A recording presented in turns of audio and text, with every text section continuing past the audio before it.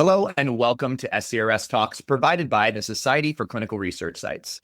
With us today are two representatives from Site Centric, an organization that is really transforming some of the traditional technology that we have in place for sites to use from a CTMS and site efficiency perspective. And I'm really excited to talk a little bit about the background of this platform, this program, this piece of very important software, and Site Centric's participation and joining in the SCRS GIP program. But before we get into that, we'll get into introductions from our two guests today. First, we have Brian Hunter, who is the COO with Site Centric, and Florin Petrutiu, who is the CIO with Site Centric.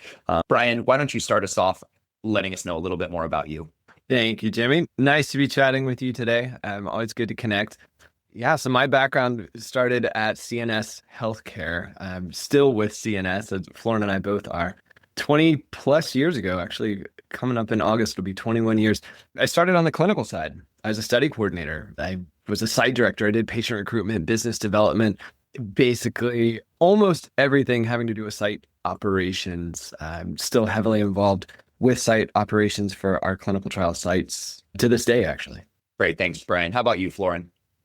Yeah, I started roughly about 3 months after Brian had started with CNS as well, mostly as IT director at the time of CNS. And then it transitioned about 18 years ago when I was tasked to go out and look for software solutions that could fit the bill and make us all more efficient.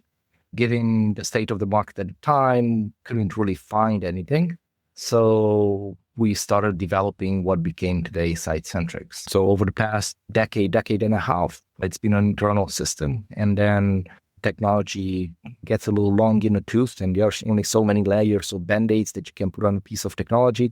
You pick up lessons learned along the way, and it just became clear that we needed to rebuild, retool, and take us into the next decade.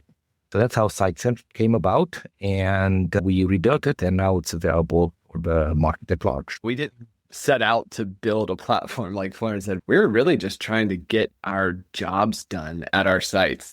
I think it started with frustration, and it started with Excel spreadsheets that weren't quite helping us the way we needed it to. And I think there was a very frustrating day where two people were trying to edit the same Excel spreadsheet at the same time, and there were some cuss words and some tears and some passionate conversations. And Florin decided that there would definitely be a better way if perhaps we built something ourselves. And as he said, 18 years ago or so, and that's what got the ball rolling with Site Centric. That's awesome, guys. And thank you for the background and really exciting to hear, anytime that there is a technology born from sites and for sites, it's always a unique and exciting, again, opportunity for us to move the needle on some challenging areas, which is exactly what I want to talk about today. And maybe I'll start with you, Florin, because we know that some of the biggest pain points for sites really center around managing too many disconnected systems, and you have pieces of different elements to do different things. So how do you approach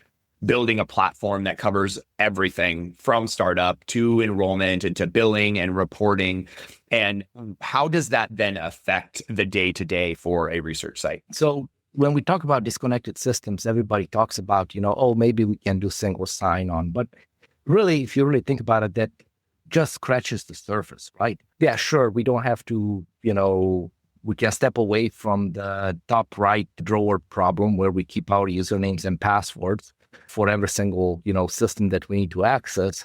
But these disconnected systems truly create like data silos, right? And beyond the single sign-on, they also create duplicate workflows, because it's not enough that I need to jump from one system to the other, but I have to enter the same information into 4, 5, 6 different systems across the organization. What we saw, however, with Site Centric, that, at most sites, each role is clearly defined. This allows us to reduce the complexity of the system, only give access, and the user can only view the data or the modules that are pertinent to their role. This reduces the training need, so the users only need to understand or be trained, on what they are using, not like the entire ecosystem or the, say, operating system, the site. But at the same time, it increases the efficiency that Site Centric provides by the system doing the heavy lifting and eliminates data and processes duplication, resulting in increased efficiency. To give you an example, a clinician only really needs to be inside the CTMS and the eSource, right? Where they have they access the clinical data and maybe, see their protocols or their active versus protocols and ICFs. However, the actions that they take, drive finances, inform quality assurance, provide data back to the back office functions like patient recruitment, return on investment, pay stipends, and more. And all this can be done automatically by the system behind the scenes. They don't even have to worry about it.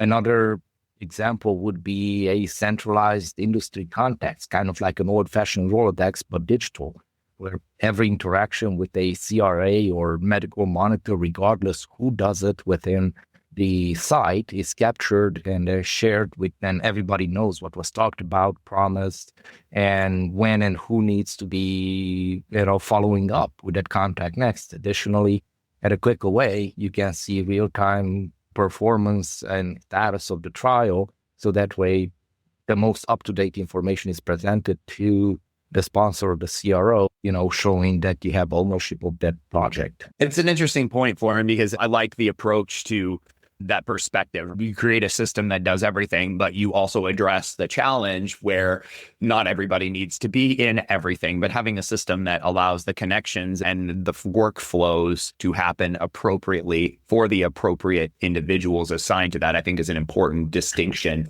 important part with that. And likely, from what we understand, a concern that is addressed through this that sponsors and CROs might have with, delegation and access and effect, ultimately an influence on the flow and the information in that trial. So that's great to hear.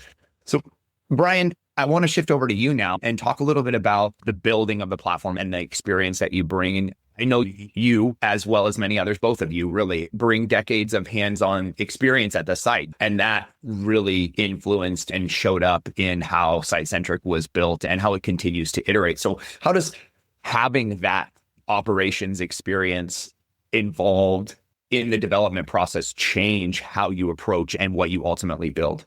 I think at its core, it really kind of speaks to the essence of what we're doing at Site Centric. We are sites first. Sites are at the center of everything that we do. Our sites use this platform every single day to get their work done, whether it's our regulatory people keeping up with the reg binders and monitoring letters and making sure everything's filed correctly, or our finance team invoicing for dry ice and urine pregnancy tests. Like all of the elements that sites have to do, all the workflows that sites have to do on a daily basis, we've tried to address in the platform, literally because we're trying to get our jobs done as sites, as site personnel. We use our site teams as a focus group. They are not shy whatsoever about reaching out and giving us feedback if there's a need that they have, or if we build a new thingy into the platform and they go, well, that's really cool, but can it also do this? Or it would be really nice if this information pulled over from marketing and went into, regulatory or vice versa. It's great, honestly, when we have people that are using the platform every day at sites, real live work getting done, and they're giving us that feedback on a constant basis. It's helped, you use the word iterate. It's exactly what's happened. We will build something into the system, say, hey, we have this new way of getting this job done. And they go, that's great. Can it also do this?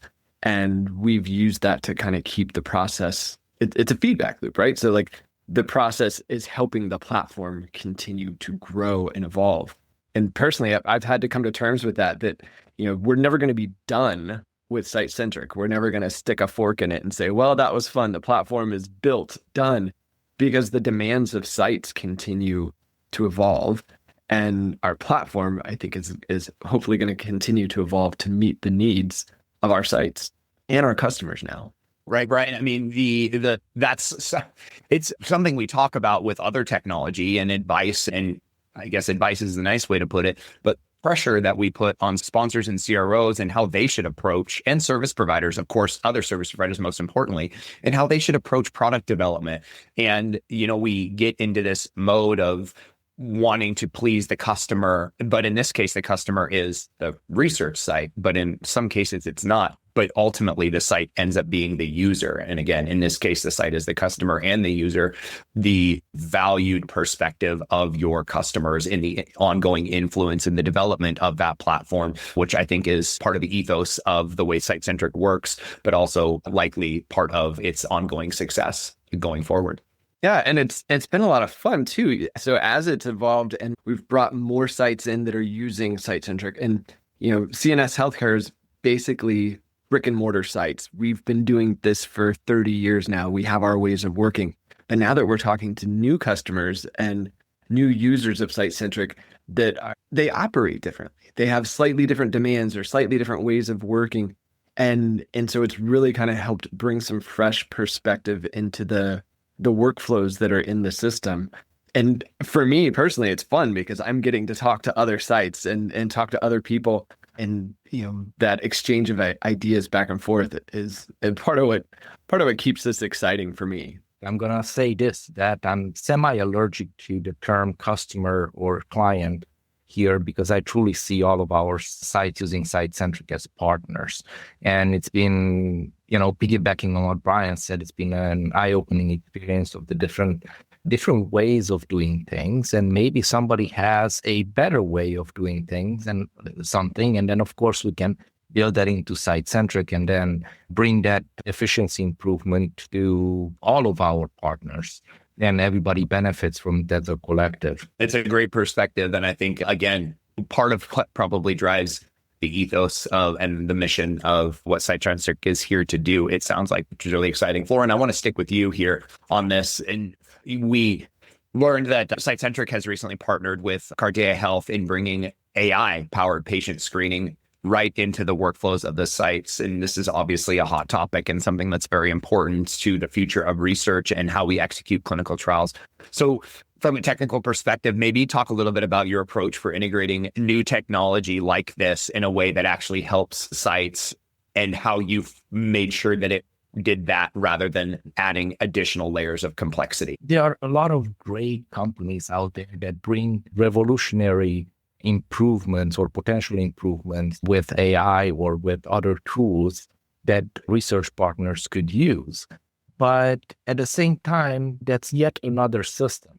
So it's always become, is it worth it to add that additional level of complexity? So we actively identify potential technology partners, or best-in-class technology partners that could potentially complement our technology.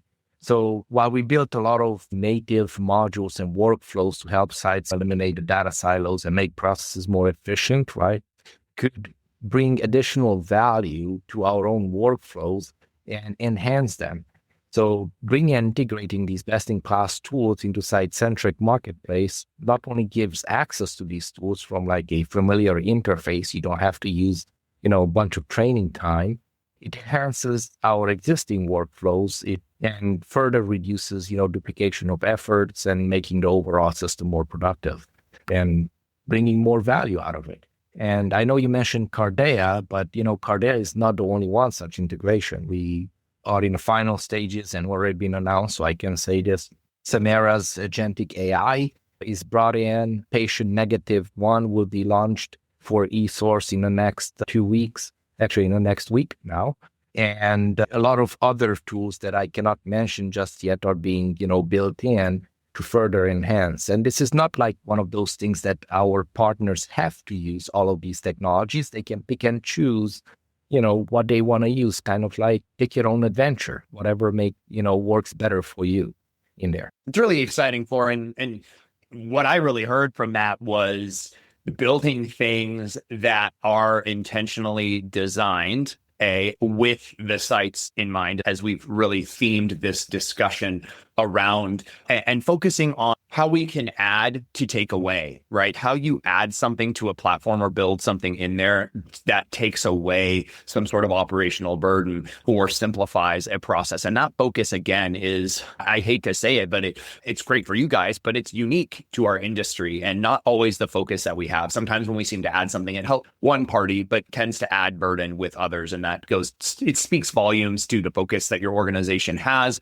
but also the commitment really to being a site first based technology. Brian, I want to begin to wrap us up here maybe with our final question, but again, talking about the GIP and the journey that Site Centric has taken and is embarking upon with SCRS. And we share this common belief that when sites have the right support and what they need to continue to do their day-to-day, the entire industry benefits. So what drew you all to becoming GIP's Global Impact Partners, and how does this align with the community and Site-Centric's goals? So first, I think we've just long time been supporters of SCRS, of the people there at SCRS. Going back to Christine, I was fortunate enough to meet and interact with Christine Pierre years ago at my first SCRS Global Summit. I don't even remember how many years ago it was, but I recognized immediately that SCRS gets it. They understand sites. They understand what sites are trying to do and the role of sites within the industry and helping to bring together, the collective site voice. And I love the role that SCRS has played in elevating sites in the industry, helping to ensure that we are equal partners at the table with sponsors and CROs. The industry doesn't work without sites being able to do their jobs and do it well. I think also being a technology company, Site-Centric, that's born from sites means that we're never going to lose sight of what's important. And honestly, that's the patients. CNS Healthcare from the top down has been 100% committed to really providing great patient care and collecting really good data, clean, valid data for our industry partners. And we focused really hard on doing both of those things simultaneously, as I hope every really good site does. So as a technology company, our goal is to create a platform that helps sites maintain their viability as a business, right? They have to have their financial situation in order. They have to be able to recruit patients. They have to get new studies. They have to do all these things so that they can continue to operate and take good care of patients. It all comes back to that. Like, let's make sure that we are staying true to the mission. I don't want our technology to get in the way of sites being able to take care of their patients. We want to facilitate the operations of the site and help to elevate things. And I think that's really in line with what SCRS has been doing for years. So we're really excited to be at a point that we could become a global impact partner. I hope that our participation in the program helps SCRS continue to build on the mission and stay true to the things, the ideals that sort of got us here in the first place, and continue to do the great work that they're doing to help support all the sites. I couldn't agree more, Brian. And thank you for some of those sentiments. I think that's a great place for us to end our conversation as we wrap up here. So thank you both for being here with us today. Really exciting to hear the current and future state of Site-Centric, and of course, welcome you again into the SCRS Global Impact Partnership Program. So again, Florin, Brian, thank you for being here with us. Thanks, Jamie. And for those of you listening, thank you for tuning in today. We look forward to continuing these discussions and highlighting other partners who are working to make research better and stronger for sites and patients. Thanks again for listening, tuning in, and until next time.